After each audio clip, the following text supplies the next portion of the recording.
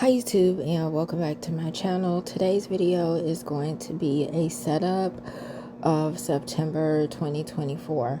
So what you see I have here now is an Exceed. I've had this Exceed notebook I got from Walmart for, man, I want to say about 2 years now. And it's dot grid, and I like that.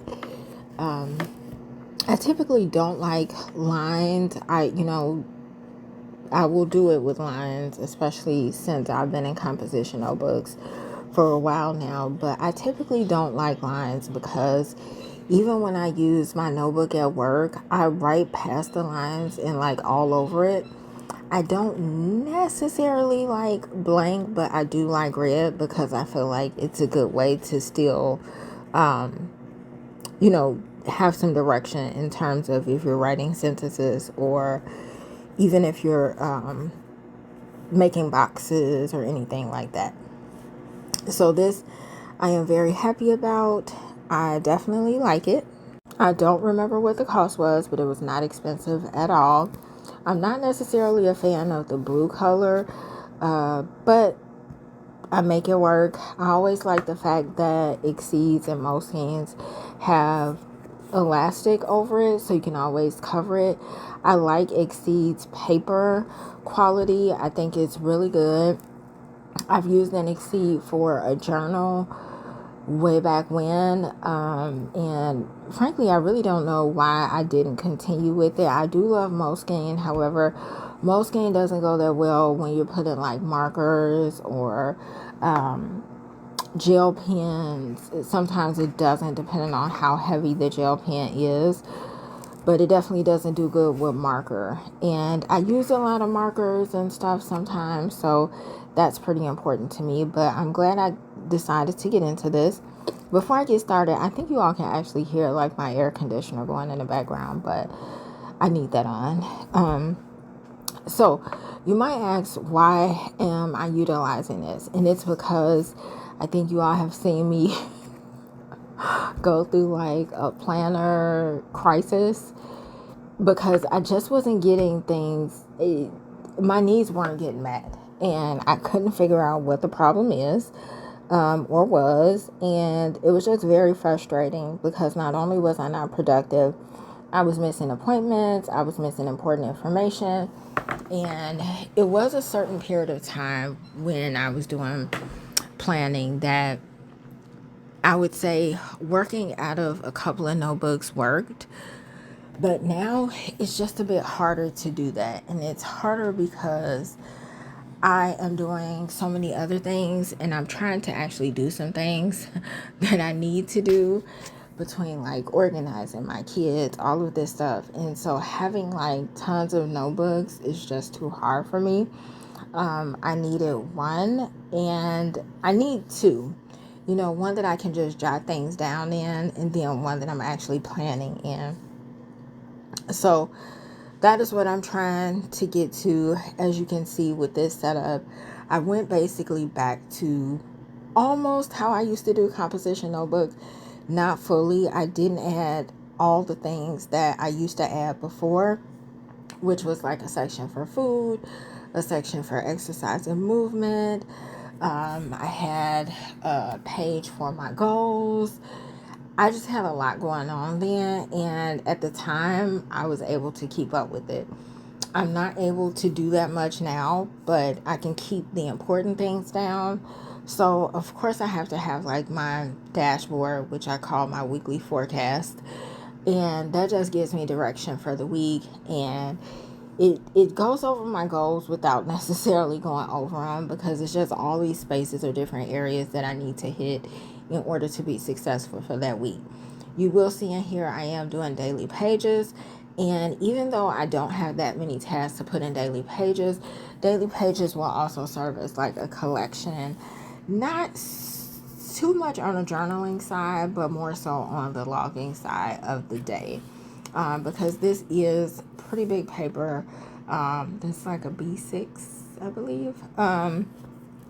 So It is quite big in terms of paper wise and the small things that I do, but that is how I plan to like fill in the pages or do little notes within for that day if needed. Of course, you'll see that I have a habit tracker.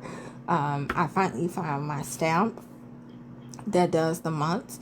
So I put the months in, I did a stamp of the months, and I'm just going to figure out what it is that I want to track this month.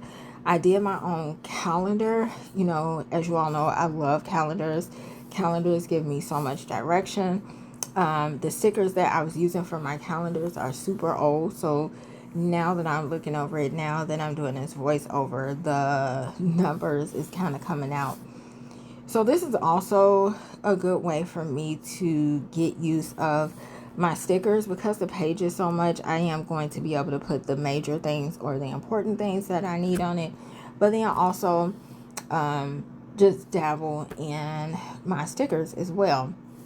So at the end, toward the end, you'll see I did like a monthly review. It's supposed to be a weekly review. I have caught that and noticed that. I think part of the reason why I was messing up with this setup is because typically I go through it first and put in some post-its throughout where I want stuff to go, but I was so busy trying to be as minimal as possible until I didn't do that and I missed some things. So like I missed some different words and just things, and monthly was one of them. I have whited it out and put weekly review because I think it's going to be more important for me to review each week and versus to waiting until the end of the month to find out that I did not meet certain things that I could have been more aware of at the end of each week. I also did like a mess up on the 31st because I know that it's still August, so I whited that out and I just put August on there. And I used my stamps, which I was happy about. Rarely do I reach for my stamps, I think because I'm always in a rush doing this, and so I feel like I have to wait for the stamps to dry and things of that sort. But other than that, I pretty much have my same categories of my events, the list for that, gratitude, habit tracking, all of those things that's important to me, and then the dailies along with my weekly layout. So that is something that I will continue to do. But yeah, today was actually, of course, we're going to do some chit chat as well. Today is actually a super good day for me. I had a chance to really enjoy family. Tomorrow, the 31st, is the anniversary of being cancer free. I am 14 years cancer free, and I am so grateful and thankful to God for it each and every day. And so on the 31st or that weekend or during that time, I always celebrate with my family. And it was just nice to relax, enjoy some food together. I'm happy to say I did not go overboard eating with all the things and the food that was here. I didn't go overboard, and I'm super happy about that. But it was just nice to really be in the moment and be present in that moment.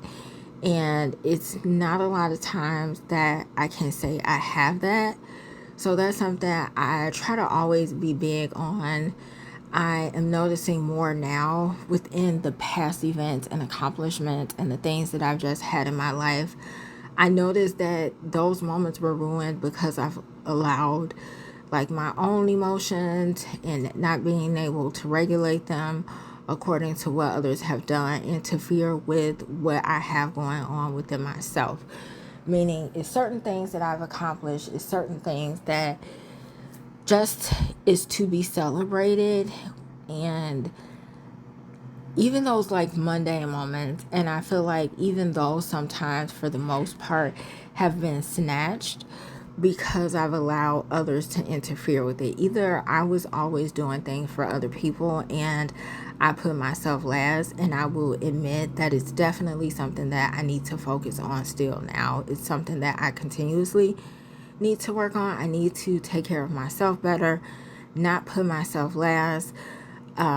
Perfect example, I went to urgent care yesterday after a good month and a half, I would say, of my burstitis. This is what it's called. I had to pause and look at the word. Of course, I have to see a podiatrist.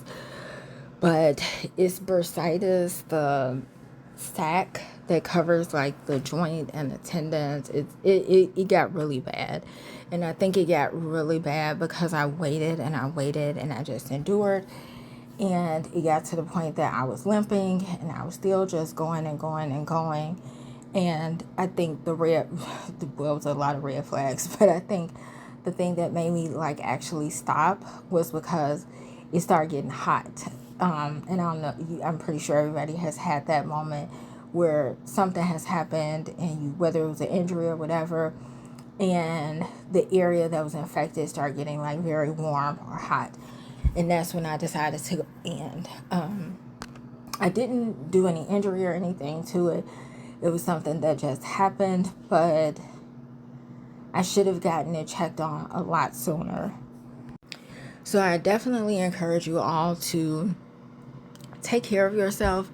I know some people think of taking care of just like that outer part of clothes and makeup and jewelry, things like that, nail salons and hair salons and stuff.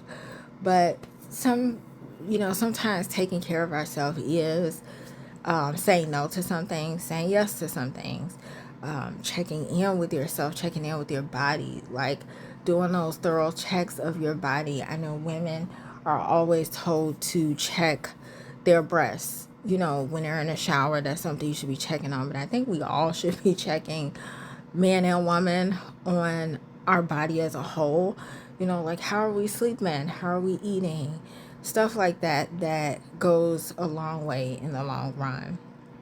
So yeah, that what else has been going on? My new switch in my position has been going great. It's just been really exciting to learn something new. I have been definitely less stressed. I have been doing well with getting off earlier, and things are just going good. I still need to work on my routine once I get home, but I told you guys that is something that I knew I was going to struggle with, and I am. So yeah, my son was sick for a few days, so that kind of threw some things off, and I've just been trying to just keep trying to get back on track because it will always be something sometimes, whether it's an event, an appointment, whatever it is, some things will always come up. But having a plan on how to get back on track, and sometimes that depends a lot on our emotions, because if we have a plan to do something, our emotions can get thrown off, especially if the plan or things shift due to things that are out of our control. Other than that, what else have I been doing? I have been watching, I just finished the season of Beauty in Black. At first, that was a hard no for me. I never wanted to watch it. Even 4 minutes in, I was like, no. But then once I started watching it, I'm not going to say I enjoyed it to a certain extent, but I think me wanting to know what was going to happen, because things just kept getting worse and worse in there, is what kept me going. So I've been watching that, and Leanne, that's on Netflix, that is super funny. Typically I like crime shows and I love documentaries as well, but I wanted something a bit lighthearted, and Leanne, I think, is a really good show for lightheartedness, and it's only like one season of that. And I've watched a couple of episodes of Reba, and I know that's a super old show, but it's on Netflix. And I have been trying to utilize my streaming services because I realized I neglect some of them. Prime, me and my mom watched the movie The Ravine. That was definitely different than what we thought going into it, but it was pretty cool. Yeah, I finished 2 books this month, and I'm super happy about that. 3 was my goal, but I think I need to go back down to 2 at least. But I think I can do 3. It goes back to that discipline. Other than that, I did watch, so let's kind of talk about this and you all tell me what you think. So I watch Love on Lockup, or Love After Lockup. Yeah, I watched them. And the episode that I watched today, which was the last one, It was a clip or some clips in there about one of the girls that is with a guy that recently got out of jail. He got out of prison. He allegedly, which she heard from someone else, got another girl pregnant, a girl that he dealt with, during a certain time, and she miscarried. So another person was being messy and told his now girlfriend what happened. His now girlfriend is potentially pregnant, or she is pregnant, I think. But she also has like so many issues. Like, she is emotionally dysregulated just about on any subject or situation. And this is just according to what they are showing on TV and the clips that are running. Whenever it deals with him, she actually lost her job, I believe, because she left trying to track him one day. And she was using a tracker, and it was a mess. And she ended up losing her job.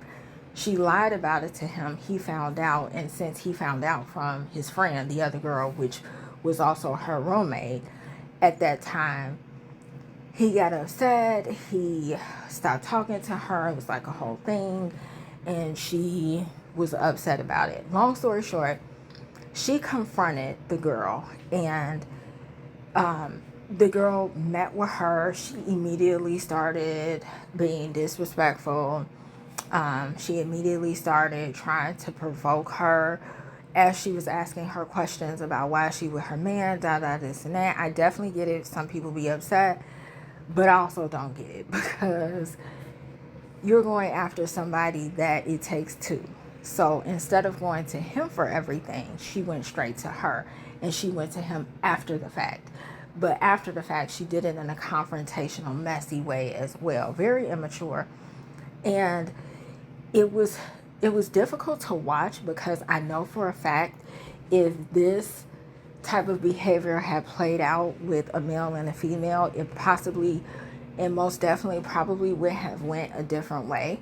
But the girl got up, didn't want to engage with her. She was still making derogatory statements for her. The girl got up, walked away. She proceeded to go after her, consistently following her. The girl steady saying, "Leave me alone." Then she like muffs her, so to speak. Like, she, not a total muff, but she like kind of pushes her face. The girl pushed her back and say, "Do not touch me." She steady following the girl. The girl steady obviously getting away, trying to avoid the situation. She is steady it was just hard to watch, because it was bullying. It was bullying. It was mean girl. It was giving all of that. And it was uncalled for, because the girl clearly did not want confrontation, and she knew that. But she had to get a point across, or whatever she was trying to prove, because the cameras or whatever was there. And then they ended up doing like a slight scuffle.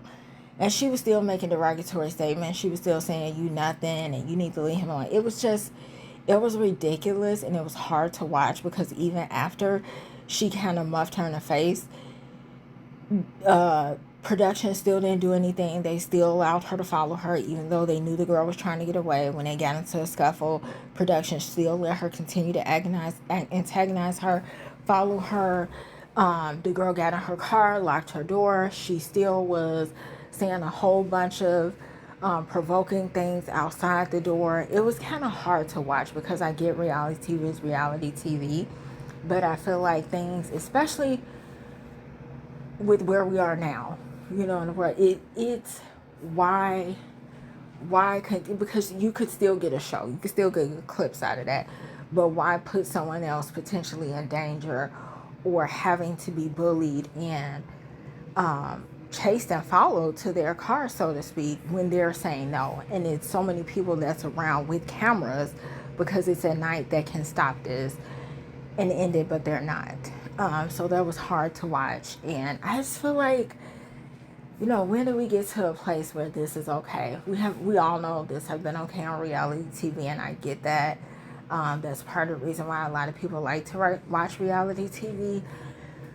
But when it gets to be where we're bullying, especially in a time where kids have just gone back to school and a lot of kids have problems because of bullying, and adults have problems too because of bullying, and the fact that we're allowing this. And the hard part was she knew the girl potentially or allegedly had recently had a miscarriage. So like, that wasn't confirmed. So technically you don't know if she was still carrying a child, if she had a miscarriage or what. But the fact that you still thought it was okay to do that to somebody and other people watch, but then it's a whole big thing if we watch people on the news that sit back and let people, things happen to them and no one say anything, and that's looked at as disgusting. But we can watch this for entertainment and it not be, yeah, it was, I just feel like sometimes they can't stop it and they don't. But let me know what you all think. Do you feel like in reality TV, it's okay to bully, put down somebody, provoke them, physically touch them, physically engage with them, whether it's fighting, verbally engage with them? And do you think that that is an arena where it should be accepted and it's okay, but not in real world reality, even though this is supposed to be reality too? But you know, do you feel like it's okay? And if not, where do you think the line should be drawn? But yeah, that is all. I'm glad I did a nice chit chat with you all. I hope you all are having a good week. Let me know your thoughts on that. Or also, if you don't watch that show or whatever, let me know. What are your plans for this fall season coming up? I am excited about fall. I'm super excited that the weather is changing. Yeah, I'm excited for all the things. I am excited for the fall drinks, all of the flavorful things. But yeah, I hope you all have a good start to your week, and I hope your planning and everything like that is also going well. And I'll see y'all in the next video. Don't forget to subscribe if you haven't already done so, and share this video if you know somebody else might be interested. Bye bye.